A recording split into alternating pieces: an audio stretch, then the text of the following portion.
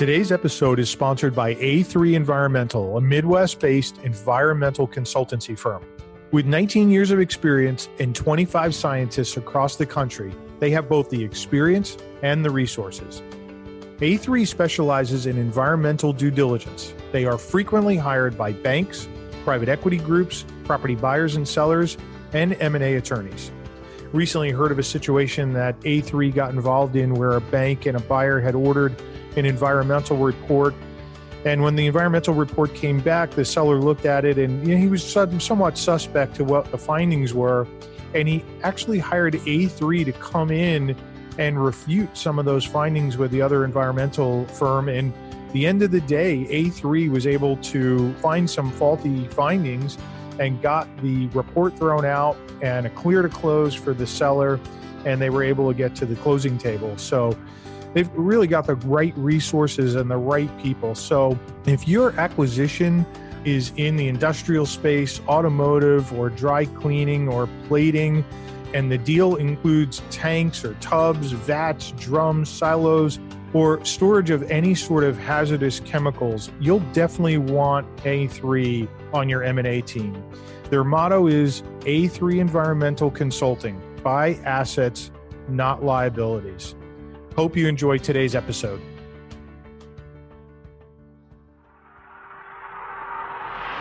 Looking to buy, sell, or grow your business to position it for a sale? As the owner and managing partner of Sun Acquisitions, Dominic Rinaldi has personally been involved in over 300 M&A transactions. He has seen and done it all, consulting with large and small businesses across a broad range of industries. On M&A Unplugged, he'll interview buyers, sellers, and their advisors about their experiences scaling, selling, and acquiring businesses. On every episode, you will get key learnings, but most importantly, you will be better prepared for your own acquisition or sale. This is M&A Unplugged with your host, Dominic Rinaldi. I have to admit to a fair amount of personal gratification in introducing our guest today, Kathy Miller. Our M&A firm, Sun Acquisitions, got to play a small role in helping Kathy achieve a dream of selling her business and seamlessly moving into a very active and happy retirement. Kathy Miller is a force.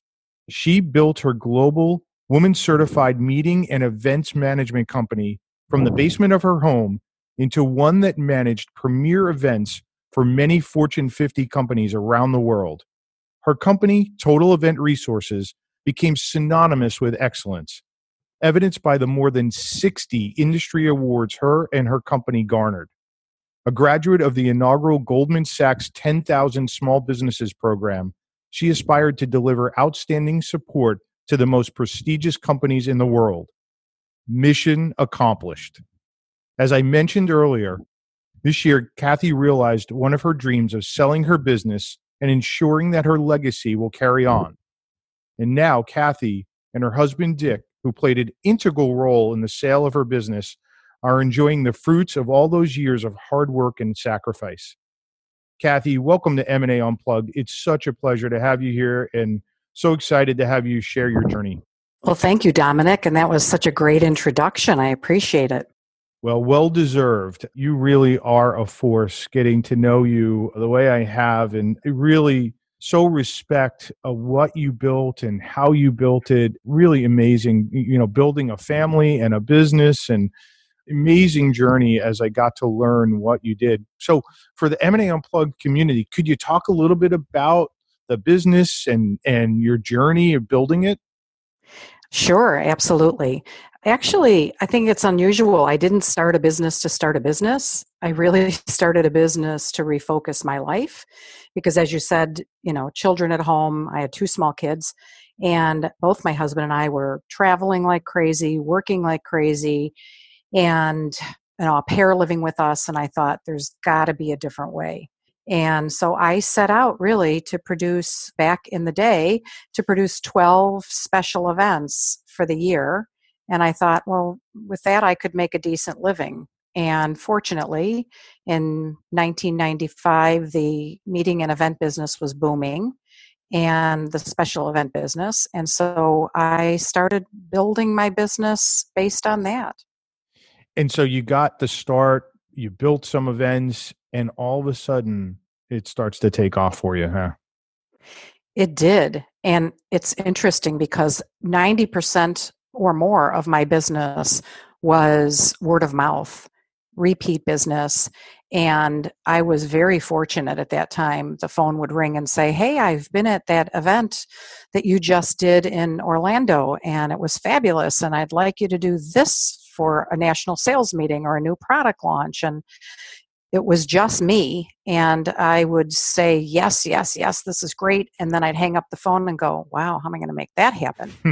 And, after my first year of flying solo, I realized I needed some help. So I hired an intern, and that intern turned into a freelance person, then, went back to school. And then the freelance person came and worked with me. And then she left and started her own business. And then I was like, I need a full-time employee. And I hired my first full-time employee, and 15 full-time employees later, and you know, big business all over the world. It just kept growing, fortunately. So fast forward to you built this business. Just talk a little bit about what Total Event Resources actually did and the clientele that you were handling, because it was very impressive to see what you had built. Thank you. In the beginning, we started out as a special event company, and that just meant that any corporate association or non-for-profit organization that was doing something in the events world of a gala, a incentive program where they were entertaining their top sales force, we would come in and produce those special events. Fast forward, when I sold the agency, we were producing marketing live events all over the world, from 9 people to 18,000 and everything in between, and very involved in the strategy, the creative, the production, the logistics, and the analytics of them. And as I mentioned in my opening, I mean, you were doing this for Fortune 50 companies around the world on a global basis. So you're dealing with clients that have high demands, high expectations, want things to be perfect, and your company was delivering amazing events all over the world. That is correct. Wow. And our client base was pretty diverse, actually, in terms of the types of organizations that we represented. So, Kathy, you built this business, you worked it for so many years, tons of sacrifices, and now you're in retirement. Just spend a minute talking about that. How does it feel? Is it what you thought it would be? How has the transition been out of the business into retirement? So good. That's great to hear. That's my short, as they say, pithy answer. So good. I had a lot of people, I was in the industry for 40 plus years, and I started my career with Hyatt Hotels. I didn't know about this industry. So I actually grew into it and became extremely passionate. And, they say when you do what you love what you do. And for me, this side of the business was extremely gratifying. And a lot of people thought that I would be extremely challenged by retiring because they knew me so well. And I was very involved and, spent a lot of time building the business. But actually, I've enjoyed it quite a bit. And now my passion of traveling that I did professionally, I'm working on personally. Are you yourself surprised at how seamless it has been to move away from the business? Actually, a bit, yes. You are. That's Yeah. interesting. Yep, a Interesting. bit. Did you do anything prior to selling the business or while you were in the process of selling to mentally prepare for the next step? Absolutely. And it was a process because ultimately I started out probably 3 years prior on my own to think about it. And I think at that point, I went out independently looking for buyers, very limited, but I thought I had a couple that would be a great fit. And So I think that helped me kind of get my head around what it would be like to actually sell the business. Because it is like people talk about raising a family. It's kind of like that. And then you're going to give away your baby. Yeah. So let me ask this, because there are some statistics out there that are alarming, that over 75% of owners after they sell their businesses have remorse, and not from a financial perspective. They might have gotten the number they wanted and very happy with the financial outcome, but they weren't really quite ready for this next step, and they had nothing to go towards. And so, did you do anything specific, or was there something that was pulling you that, made it easier to step away? Well, we had bought a house in South Carolina, and my husband was living there, and I was living in Chicago. Well, that'll do it. So perhaps 4 years of commuting there and traveling might have done it. Hmm. We also have a son who lives in Australia, and he just had a second baby boy, and that was tugging at my heart to travel to Australia for an extended amount of time. And so I got my head wrapped around it because of the things I wanted to do outside of working.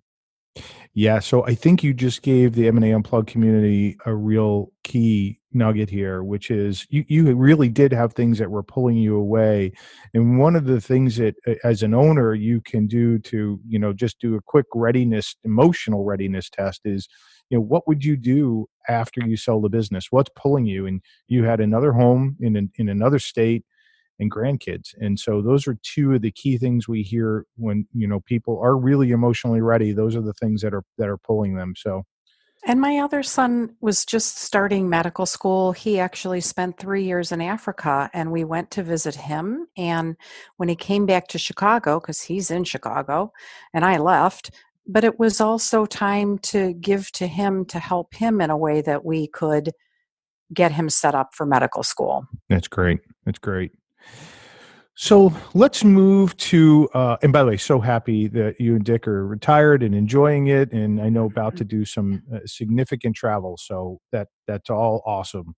Thank Let's you. go talk about the actual sale process. So as you referenced, you started to think about selling, and maybe even started to dip your toes in the water a number of years before you actually then did earnestly go down the process. What did you do to prepare the business for a potential sale? And I'm gonna ask a follow-up question to that, which is, when you look back, do you think you did enough, or do you think you could have done more? Well, knowing my personality, there's always more to do. But having said that, it's interesting because if I go back to my beginning days, I think my preparation started with understanding that no matter what, you should always have an exit strategy.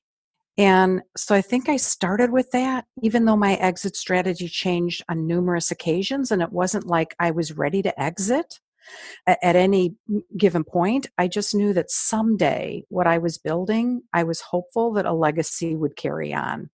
And it started with my kids. And I thought my boys would want to take over the business, in which case that did not happen. Because as I said, one went to Africa, one went to Australia. So that was kind of one preparation, which seems a little weird when I tell people about an exit strategy. It's just having that in mind. So in order to do that, there were things that had to happen. I mean, you've got to have your house in order. And what I mean by that is you really have to be able to have operationally systems and procedures, your standard operating procedures, all of that in place from a business perspective. I mean, there's a lot of different entities to having that set up. And when we really, in that 3 year prior period before we actually came to you, Dominic, we had a lot of work that we did on the back end, establishing our client base, making sure that we knew that the client base was indeed strong, contracts, that those were in place. Again, making sure operationally that we had our, because people are buying employees people are buying your systems and your processes. People are buying your client base and your reputation. All of that had to be in place to a point where someone else could take over successfully. Kathy, that puts you in the very, very small percentage of all owners who are actually thinking about it and actively doing something about it. There's another statistic that, less than 25% of owners actually take steps like this to prepare their business so that they can exit, in the way they want, at the time they want, and hopefully at the, amount of money that they want. And so amazing that you took those steps, and it sounds like you took them from very early on. Yes, and one other thing that I did do was I was always learning, whether it was about the industry or whether it was about the business. I had a board through an organization called Tech. I, received this scholarship with Goldman Sachs, which really helped me to understand where my business was in terms of the things I had in place and the things I needed to, and learning about the financial piece and the EBITDA and your cash flow and all of that was critical to really running a business and being able to sell it. Yeah, I've heard great things about the Goldman Sachs program. I've met a number of people that have been through it, and I hear nothing but great things. It's an amazing program. I'm so glad I did that. So let's talk about the process that you went through once you decided to sell. So looking back, what are the things that surprised you in the process, in a good way and in a way that maybe frustrated you? It'd be very helpful to hear it from both sides. Well, I think the thing that sort of surprised me was in the end we sold the business, which was not a surprise from the standpoint of was it valuable and viable, but I had never sold a business before. So, for me, the end result was success. And that was quite a pleasant surprise. And in our industry, entrepreneurial companies can be very difficult to sell, which is probably a whole separate conversation. I think the thing that was, the process once it got started was, and you told us this, it was going to be potentially a lengthy process, a roller coaster, a lot of work, and we went down that path and all of that did come true. So I guess in some way that was surprising. And what went the way that you thought it would go? Were there things that happened and you're like, yeah, I really thought that would happen, and it did?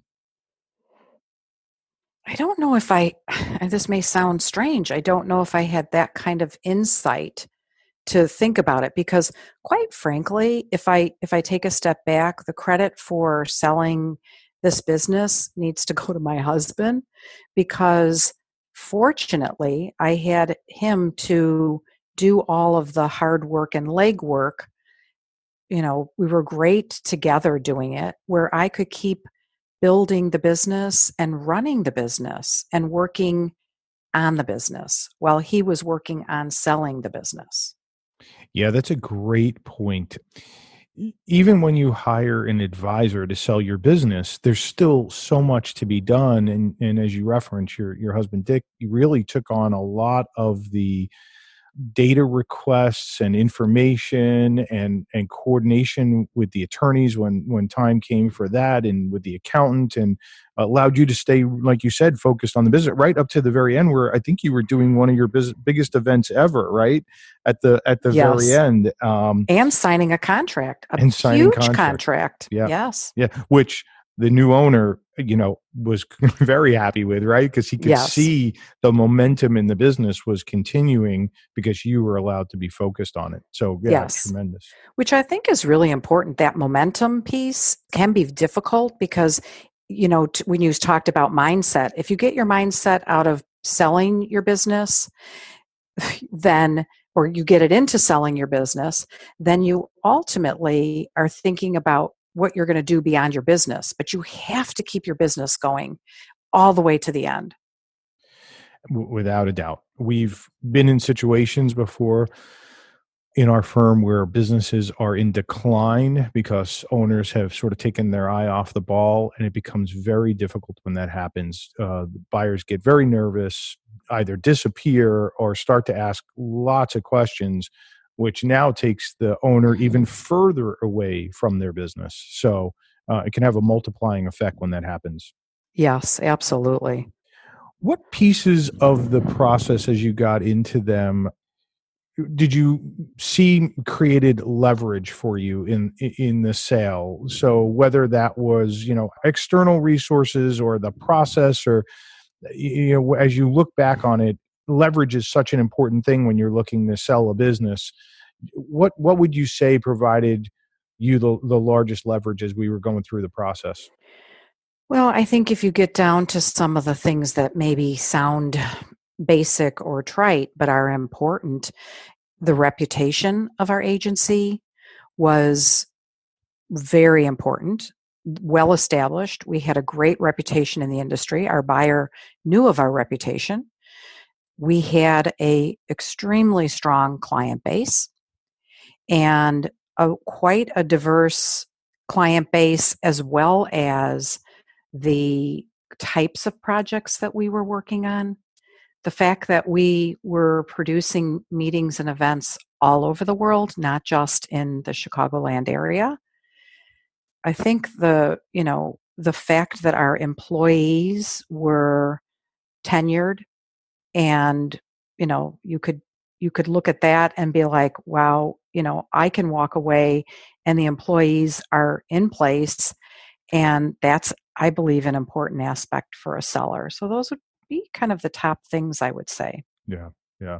I would totally agree. I think you spent a lot of time and effort making sure that your client base was diversified, your employees were solidified, and your operations were really running smoothly, which gives you tremendous leverage as you're taking the business to market. So let's talk a little bit about the process of actually, we call it the dance of meeting with buyers. And you met with quite a few. I mean, there were quite a number of buyers and different types of buyers. You had very large companies interested, right down to high net worth individuals. Talk about that process for you. What was that like? What were those meetings like as they, maybe your first ones, and then as you got, into them and you were doing more and more? Yes. Now maybe that was part of the surprise and the piece that was most, I say, surprising, because there was such a diverse group of people, and you did put a lot of different individuals and companies in front of us, and it gave us an opportunity to really also think about the right buyer, which I think is really important also, because the first couple of individuals that came forward, I was like, no, those aren't the right individuals. And that became a really significant piece that I don't think I really thought about until it started to happen. And I got to evaluate also, so it wasn't just a one-sided evaluation of, well, do they want to buy us, but do I want to sell to them? And, for me, I did want the company to live on and have a legacy for, the gentleman that bought the company, he has an opportunity to, grow it for another 25 years, which to me makes me so happy. And there were some buyers that was like, they're not going to be the right buyers, and I don't think it could be successful. Yeah, so Kathy, you bring up another really key point, which is when you're in those meetings with buyers, typically there's an introduction back and forth, and then the buyers launch into a whole host of questions, and those meetings can go for an hour, hour and a half, 2 hours.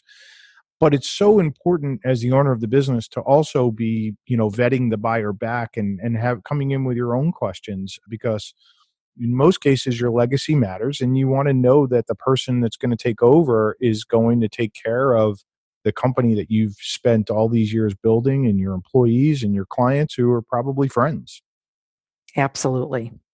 All of that. And, well-rounded and making sure that they did all of that, not just the clients, being mindful of the business, the employees, all of that was really important. How did you know that the buyer that ultimately bought it was the right one? I mean, what was there something in particular that happened or a moment in time or something that he said or did where you said, yeah, you know what? I hope we can get to the closing table with this buyer. Yes, his background, because he was someone who had, been in the industry, had been on the destination management side of the industry, had run an office, had owned a business before, was extremely passionate, and I could tell he had some very strong drive to want to continue to, keep the momentum going for the company. I think all of that came out in the conversations that we were able to have with them through the process. That's great. So moving on from that, so you had a whole bunch of buyers, you had multiple offers on the business. One, did that surprise you? And then what did you think about the negotiating process? What did you learn from all of that that would be helpful for the M&A Unplugged community to hear? That's a great question.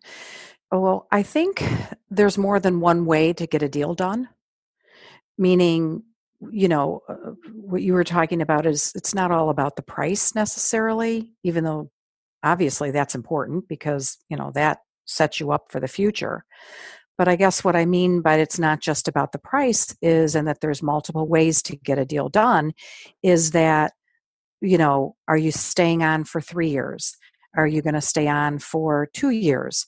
What do you want your involvement to be? Do you want to be, gone in 3 months or 6 months? How do you get paid out? All of those things I think are part of what the process is. Hearing how somebody's going to grow your business or change your business or bring forward their own ideas. And not that you're going to be deeply involved in every single thing, but I think from a high level, understanding what their strategy is about the business. Those were all really important in making that decision. So I think what I learned was in the end, there isn't necessarily one way, only one way to make a deal. Yeah, and kudos to you because you had an open mind to all of that because we got a fair number of offers that had crazy deal structures to them, and you were just curious about all of them and asked all the right questions, and we went through them, and I think that was exactly the right way to approach it because it does go beyond price and terms, right? All those other little things matter and sometimes can make or break a deal. Yes. So you sign the deal with the ultimate buyer and then you move into due diligence. And I know Dick really was instrumental in that process because he took on a lot of the heavy lifting of providing the documents for the data room and so on and so forth. But looking back on the diligence part of the deal, what surprised you there? What did you think about that particular step in the process? And you gave us a really good heads up, I think, about the due diligence. And even though you did, all of it was still surprising in that we knew that it was going to be a lot of work and a lot of information required. And, Dick chipped away at it hour by hour, minute by minute, day by day. I still think that we had no idea the amount of due diligence and that one thing would lead to another question and another question. We spent a lot of time in our due diligence for sure. And I don't know if that's average, normal, or not, but in any case, I think it's still the thing that was pretty surprising of like, oh yeah, this is a lot of work.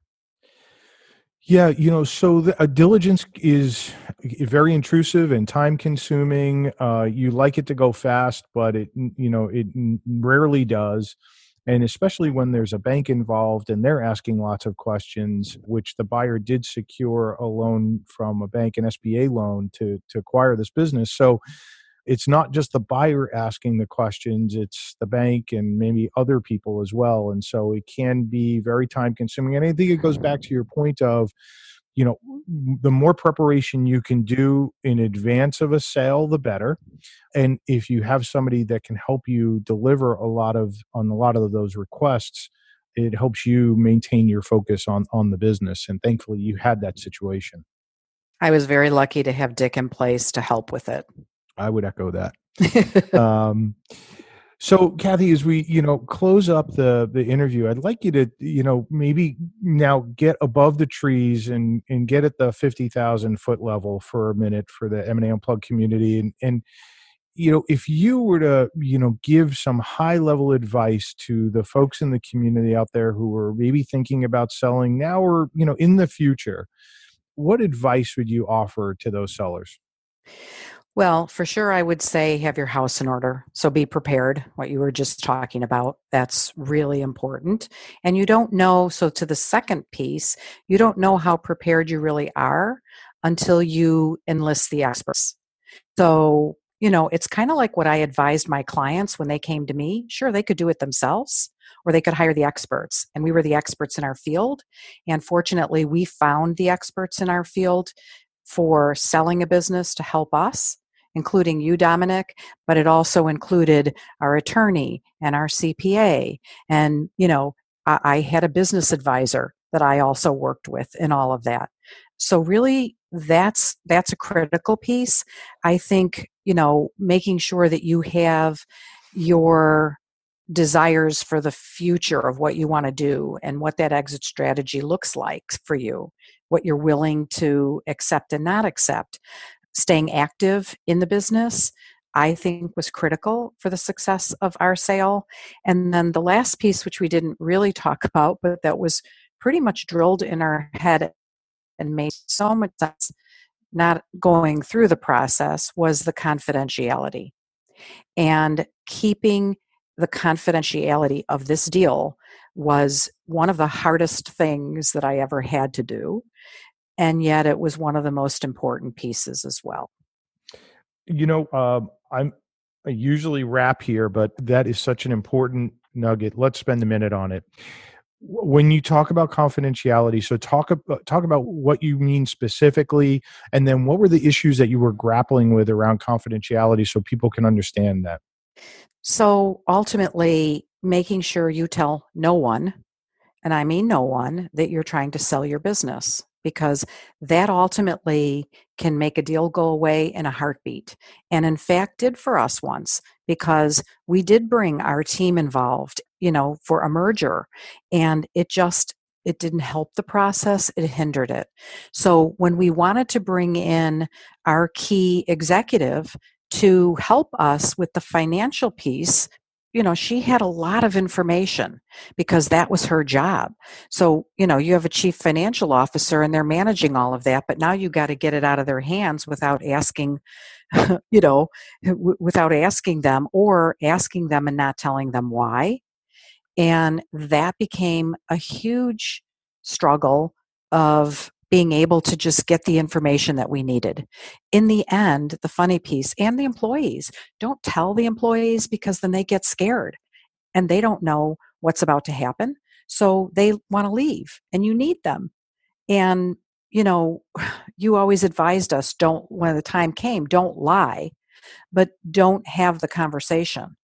And so, the week before the deal, something really strange happened, in which case our new buyer was out to try and get some checks with our company name, and the check company called my chief financial officer and said, "Oh, somebody's trying to get checks." And that was the week before, and it was like, okay, now I have to tell her what was Mm-hmm. happening. Mm-hmm. And you never know where it's going to come. Even my children, they had no idea until we sold the business. And all of that's very difficult because you want to say to people, oh, this is happening. But the minute you do, someone tells somebody else, and then the next thing you know, the deal's off the table. Yeah. Yeah.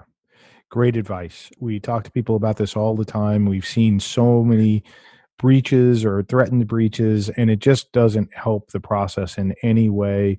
And, look, there are thoughtful questions that come back around, well, I've worked with, my employees for 30 years.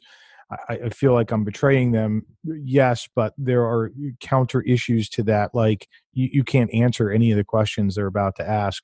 Who's the new buyer, new owner? Does everything stay the same? Like you can't answer those questions. And when you can't Right. answer questions for employees, they get nervous. And the last thing you can afford to have happen when you're selling the business is have people leave, because then the value of your business will inevitably decline, and maybe even to the point where you can't sell it. So it's a hard thing to do, but it really is in everyone's best interest. And I can give you countless examples of that. So I think it's great advice, Kathy. Great. Thank you. So, Kathy, from time to time, I like to ask guests what their favorite book is that they've ever read. And I'm very curious to hear what yours is. Well, I actually have two. One was given to me by a friend when I first started my business. It's called The E-Myth Revisited. Michael Gerber is the author, and they also have a whole series of training and education, but they started Great with book. this one easy book, right? And it was Mhm. about working on your business versus in your business. And so that was great. Another one for leadership was Fierce Conversations, and it helps you to understand how to have conversations as a leader and a business owner that you don't necessarily want to have. Then I'm going to give you two podcasts since you're doing podcasts. Oh, yeah. So, Okay. I you did. know, All right. Go ahead. you do a M&A Unplugged podcast, which, believe it or not, I've listened to every series, and Oh, thank I'm you. retired and love them. And then our meeting and event industry has a great podcast called Gather Geeks. So Okay. those would be my recommendations. That's great. That's great. Well, Kathy, it's been such a pleasure having you on the show, and so happy that you are enjoying retirement and about to do some really big traveling, and so excited for you. Thank you, Dominic, for having me. It's been a pleasure. So, M&A Unplugged community, all of the information will be available in the show notes. Just to summarize a few key points that Kathy brought up. She mentioned that 3 years prior to selling, she started really mentally preparing. And we've seen statistics that over 75% of owners, when they walk away, have some remorse about selling, and not from a financial perspective, but it's more around they didn't know what they were going to go do next. And so Kathy took the time to really think about that and get ready, and has resulted in a pretty seamless exit for her and transition out of the business. Very rare that I hear this from anybody, but Kathy built the business with an exit strategy in mind from the beginning. So making sure that her operations were in place, that she had documentation, financials, contracts, all those sorts of things. It's so rare that I hear that, but so important. It makes it so much easier when you go to transition the business, and gives buyers a ton of confidence. The other thing Kathy talked about was maintaining momentum in the business while you're selling. Critical that the business continue to do well while you're in the process of selling. And then she also talked about meeting with buyers and making sure that it's a two-way street. Buyers are going to come and ask you a ton of questions, but you should be doing some vetting back to make sure that you're comfortable with those buyers taking over and running your legacy, and they're going to take care of your clients and your employees for the long term. So really appreciated having Kathy on. Again, all the information is in the show notes. If you would like to learn more about the process of acquiring or selling a business, please visit our website at sunacquisitions.com, or feel free to reach out to me at drinaldi@sunacquisitions.com. I look forward to seeing you again on the next episode of the M&A Unplugged podcast. And until then, please remember that scaling, acquiring, or selling a business takes time, preparation, and the proper knowledge. Thank you for joining us today on M&A Unplugged. If you enjoyed the show, please subscribe, rate, and recommend it wherever you get your podcasts. If you want more great information on how to scale, acquire, or sell a business, please visit our website at sunacquisitions.com.